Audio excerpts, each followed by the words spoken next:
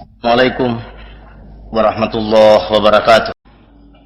Alhamdulillahi rabbil alamin. Wassalatu wassalamu ala asyrafil anbiya'i wal mursalin wa ala alihi wa sahbihi ajma'in. Asyhadu an la ilaha illallah wahdahu la syarikalah wa asyhadu anna Muhammadan abduhu wa rasuluh. Ini adalah satu peringatan lampu merah kepada kita, sehingga diperlukan kesadaran di samping kesadaran diri sebagai khalifah yang didorong umat Islam ini untuk bertanggung jawab, memiliki kekuasaan minimal pada dirinya. Harus dia kaya, paling tidak punya ketergantungan. Dan yang kedua, kesadaran sebagai hamba. Kesadaran sebagai hamba bahwa bagaimanapun hebatmu nyok, bagaimanapun jagomu nyok, bagaimanapun kuasamu, sudah dipanggil segala macam titel dan predikat yang dipertuang agunglah, padukaya mulialah, raja di raja, maharaja lah, dan segala macam titel-titel yang ngeri bapak dan saudara. Ada sampai raja titelnya 4 baris, namanya cuma 1 potong. Namanya mbek tarigu tapi titelnya luar biasa bapak dan saudara-saudara. Namanya mbek tuo tapi gelarnya na'udzubillahi min zalik, mengherankan. Walaupun begitu, kamu harus sadar kamu hamba, mudah tergoda, mudah terbius, mudah terpengaruh, mudah terpancing, mudah mabuk, mudah lupa, pengantukan bapak dan saudara, pelupa, dikritik, emosi, dipuji, mabuk, dan diperhatikan hilang, diperhatikan tambah mainnya. Itu kamu nyong. Karenanya bapak dan saudara, diperlukan adanya jamaah, diperlukan adanya kesepakatan antara kita untuk kita saling menegur, untuk kita saling membimbing. Berbahagialah bapak dan saudara kalau masih ada di antara kita yang mau mengingatkan kita.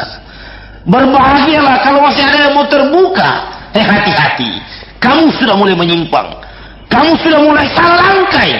Kalau dibiarkan, besok dan selanjutnya akan merupakan bencana, akan merupakan musibah yang merugikan kita semua.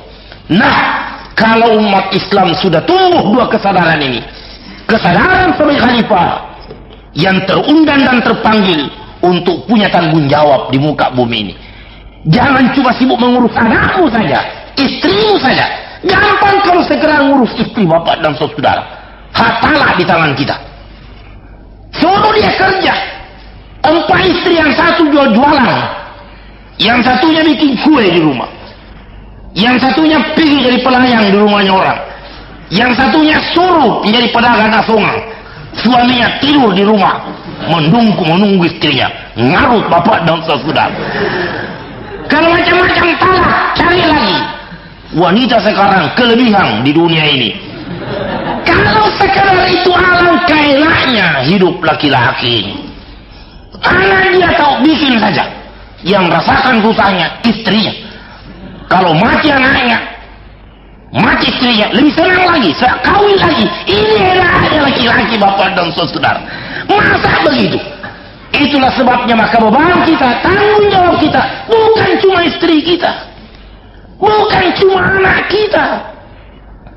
Sudah merasa diri tidak ada problem, sudah punya rumah, pakai pump walaupun sering macet, pakai listrik walaupun sering padam, tapi itu sudah cukup baginya. Padahal setannya lain bapak dan saudara-saudara. Dia tidak pernah berpikir kasihan yang tidak punya rumah, kasihan yang tidak punya paham, kasihan yang tidak punya listrik. Dia hanya asyik buat syukur saya sudah punya rumah. Peduli setan dan elek. Tidak islami bapak dan saudara-saudara, tidak islami. Bukan untuk itu kita dibikin seperti ini, bukan untuk itu kita dituntut memikirkan alam ini kafatan linnas dan rahmatan lil alamin. Untuk itu Allah menurunkan Quran ini.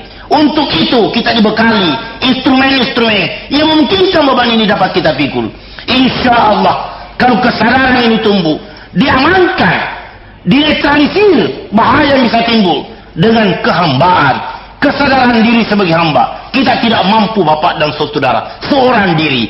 Itulah perlunya kita berjamaah. Itulah perlunya kita dekat kepada Allah Subhanahu wa taala. Semoga Allah memberikan kemampuan kepada kita yang memungkinkan kita dapat melaksanakan tugas sebagai khalifatullah di muka bumi ini.